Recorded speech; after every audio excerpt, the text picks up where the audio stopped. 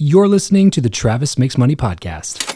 What is going on, money makers? Welcome back to the Travis Makes Money podcast, where it's our mission to help you make more money. Today on the show, we're talking a little bit about the stock market with my new friend, Anmol Singh, a trader, investor, and author of Prepping for Success. Anmol knows all about riding the emotional roller coaster of the stock market. He's been trading since his college dorm days, where he saved enough money to start multiple franchises and move to America. And now Anmol and his team at Live Traders show other people how to execute trades, review different scenarios, and most importantly, keep their emotions in check when the stakes are high. So I know we're going to get into some really great conversation around the stock market with Anmol in just 1 second. But before we jump into that, if you're tuning in and you wonder how I go about building relationships with the amazing people on this show or on my other podcast, Travis Makes Friends, the secret sauce has actually been the podcast itself. So if you are already running a 7, 8, or 9-figure business and you want to explode your network, grow your personal brand, sharpen your expertise, build an audience, and then maybe even get paid sponsorship dollars to do all of that stuff, I'm taking 1 or 2 one-on-one coaching clients right now for podcasting. So if you're already running a successful business and you want to add a podcast into the lineup, then head over to travischappell.com/coaching. There's a quick application right there that you can fill out, see if we might be a good fit to work together. travischappell.com/coaching. Anmol, what's up, dude? Welcome to the show. Thanks for having me. Looking forward to chatting with you. Yes, sir. Hey, how's Colombia? I guess that's where you're tuning in from, right? Yeah, it's great. I mean, I've been practicing my Espanol, and it's been a pretty good, experience browsing the city. It's beautiful out here.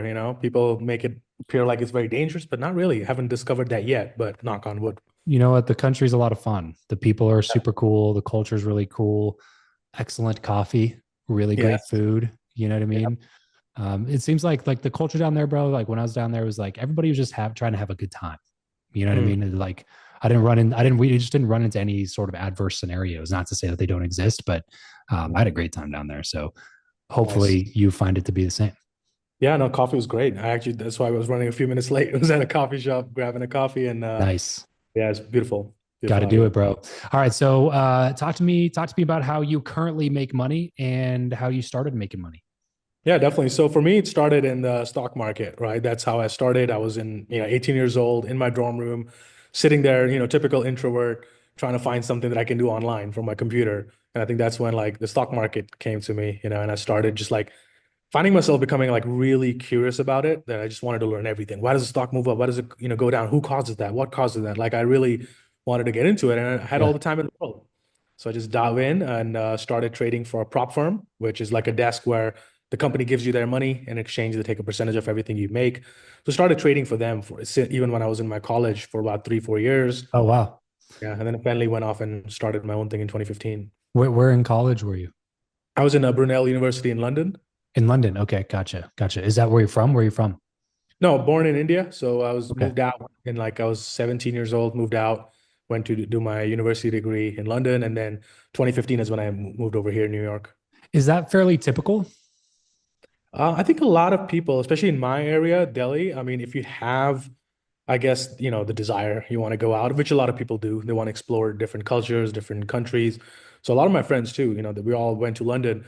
I actually wanted to come to America, but then, there was like SATs and all these different things you got to take. I was like, I don't want to deal with that. London was like, all right, you can speak English. You got good degrees, grades in your school. There, we'll take you.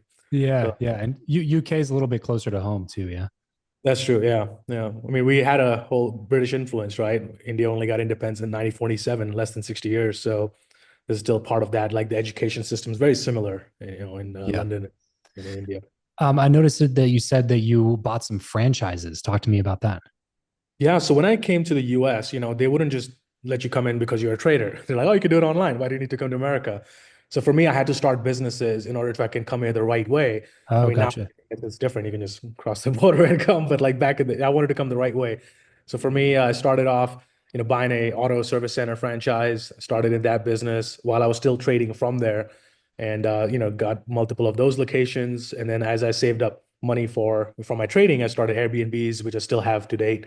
Okay. So and a couple in London that I run. So we manage about 12 properties there. Why that particular business when it came to the franchise? Like if you're truly just looking at it like, look, I got to figure out an excuse to have a brick and mortar location so that I can get a visa to come work in the US. Why that one in particular then? I think the reason I chose that because a lot of the other like food franchises, which I was thinking about, were much harder businesses, right? Like, typical, I guess, stereotypes for Indians is like, we get 7-Elevens or Subways or whatever, which, believe it or not, it's not stereotype. My uncle owns like nine of them, 7-Elevens all in. So, but I didn't want to get into anything that was 24/7. I just didn't Oh, want to get into gotcha. wanted to have a location that because my primary goal was still make money from my trading. This was just Okay. like a way to come the right way.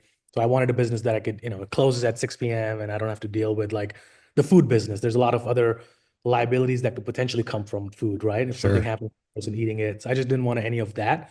Whereas auto service center was, I guess, the easier one to get into and get started up and running with. Yeah, I'm familiar, bro. We just opened, my wife and I actually just opened a acai bowl franchise about 5 months ago in Vegas. So Nice. yeah, I'm familiar with the additional headache that the food industry brings along the way for sure.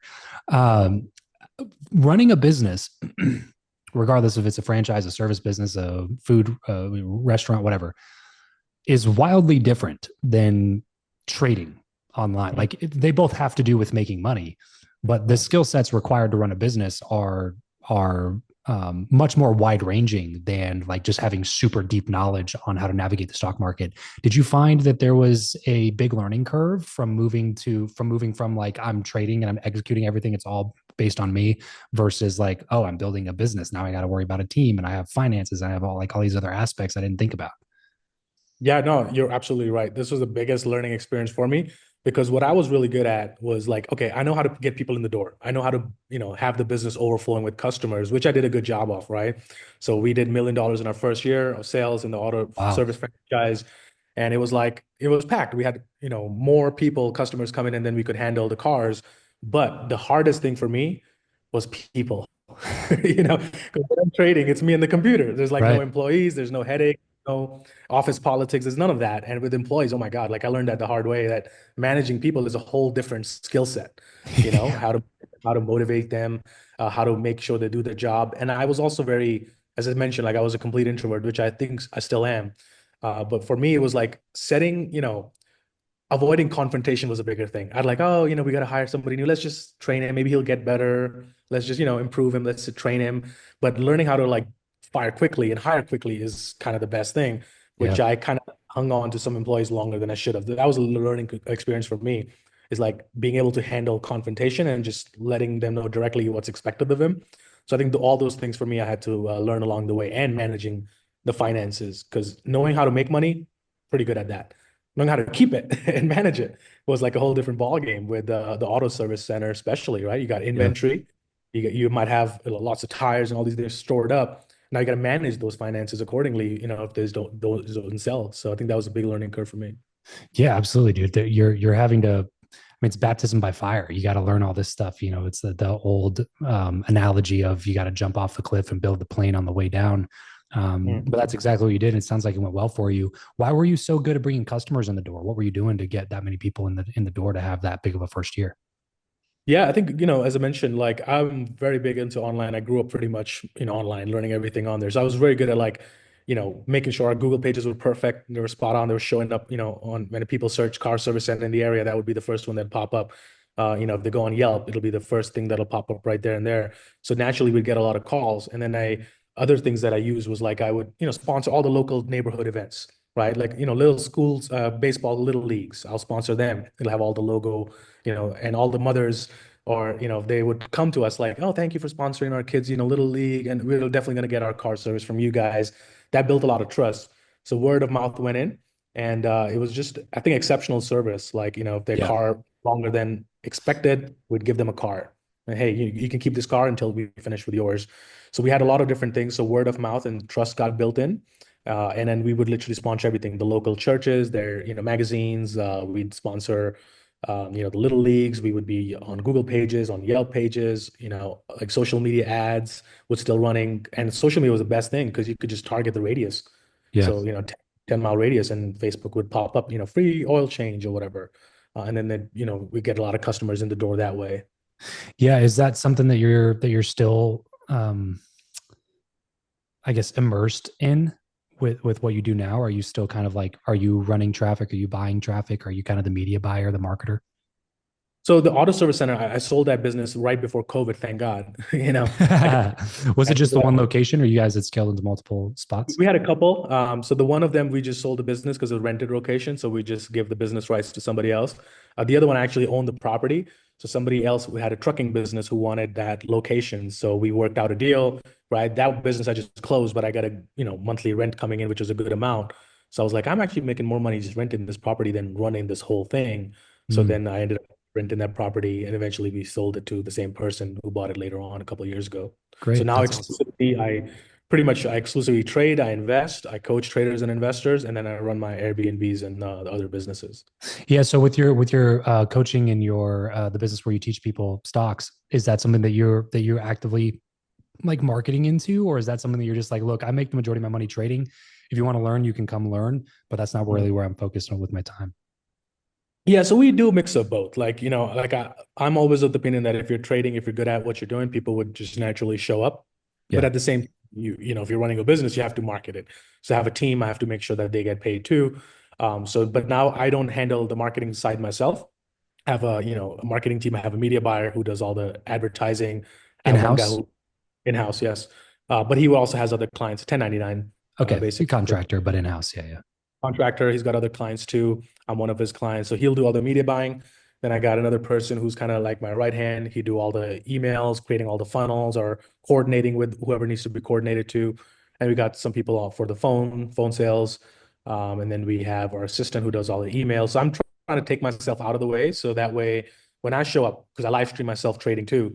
So I want to be able to just come in, do what I do, focus on taking good trades, focus on providing a good service to people.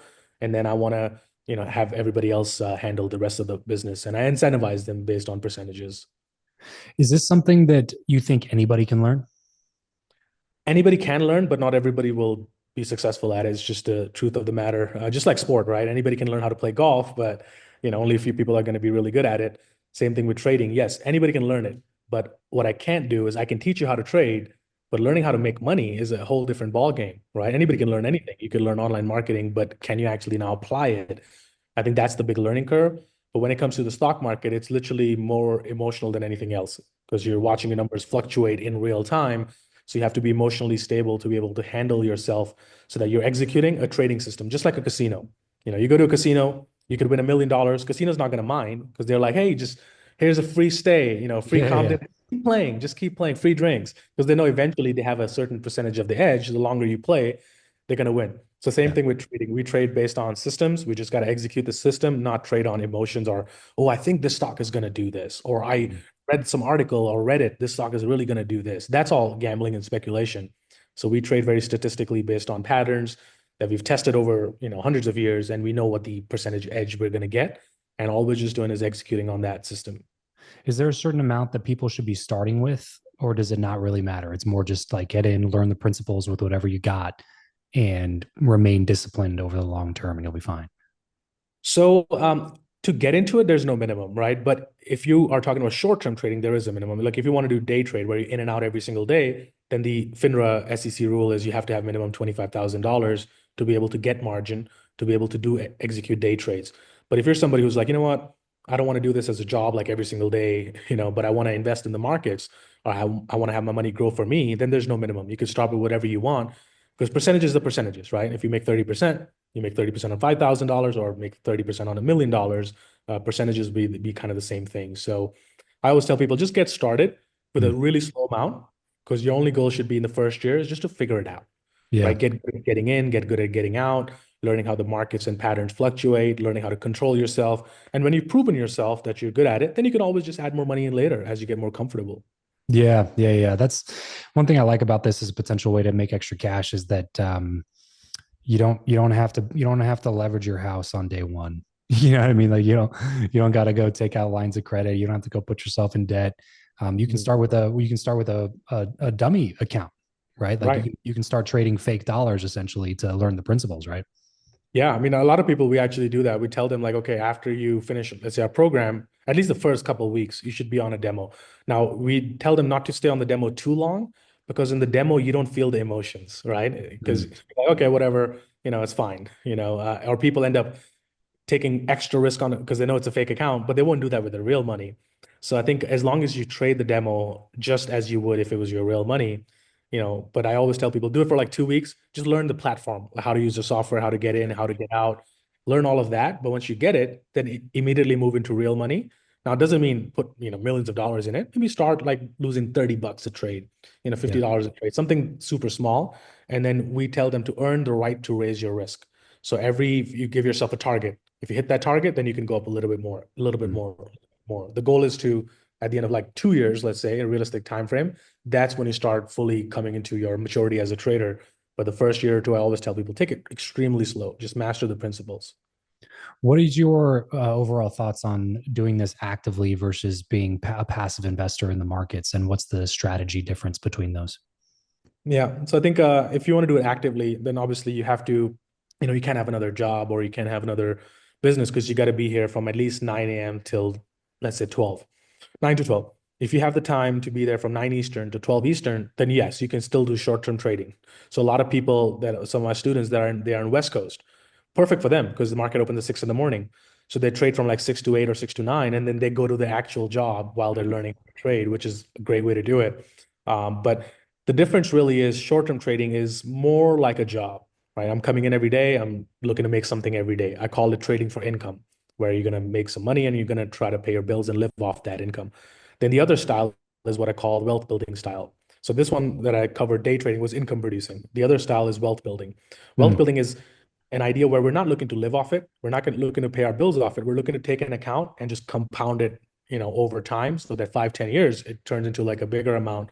But we're typically not withdrawing from it. We'll just keep growing it every year. So there's two different styles. And ideally, a professional trader would do both. So I do both. I day trade every day. That's my income producing style. And then I'll take a percentage of what I make from my short-term trading and I'll start doing some long-term investments or some trades that I want to hold for maybe a year or two. And that'll be kind of where I make a larger chunk of money. Let's talk about that for a second, man, on the personal finance side. So you mentioned a percentage. And this should really go for anybody, regardless of how they make their money, regardless if it's day trading or you're a mechanic or whatever. Right. What percentage of your income do you look at for like, okay, I gotta keep X amount of buffer in this emergency savings account that I don't ever touch. It's not invested. It just is liquid cash in case I gotta whatever get new tires on the car or unexpected medical bill comes in. This percentage goes into long-term wealth building. This is my like low risk whatever index mutual funds. It's something that I'm going to be doing for on a monthly basis for the next 30, 40 years. This percentage goes into higher risk. Like, do you look at it like that? Do you have certain percentages that you allocate to different places? Yeah, for me, mostly I look at it from standpoint of like investments, right? So let's say whatever I made at the end of the month for trading, 10% of that automatically will just go. Like, first of all, I'll take 40% off the top. That goes in a separate account, so I never have to worry about taxes.